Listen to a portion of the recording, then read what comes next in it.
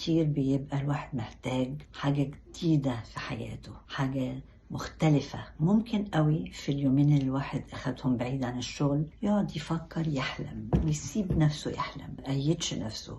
أي حلم يجيله يخلي نفسه يحلمه ويشوف هو بيحلم إيه. يفكر هو وهو صغير يمكن قبل ما يتخصص ويتخرج كان عايز يعمل إيه. واللي مهم جدا إن الواحد ما يحطش لنفسه أي سقف بالنسبة للسن والحاجة اللي هو عايز يعملها، لأنه أي حاجة الواحد بيحبها ما بيفرقش أبدا السن. لو واحد عاوز يغني ما بيفرقش السن، واحد عاوز يرقص مش بيفرق السن، واحد عاوز يكتب ما بيفرقش السن، عايز أدرس حاجة معينة ملهاش علاقة بالسن. بالعكس ده كويس قوي. كل ما نتقدم في السن كل ما نستعمل مخنا، بنتعلم حاجة جديدة، كل ما بننشط مخنا. أسيب نفسي أحلم وتخيل نفسي في كل حلم بحلمه. طب لو أنا فعلا مثلا أنا بحلم دلوقتي إن أنا بغني، طب أنا فعلا لو غنيت جنب الشغل اللي أنا بعمله يا ترى ده هيعيد شغفي للحياة؟ ممكن قوي. خلاص يبقى هغني. ما احطش لنفسي زي ما بقول حد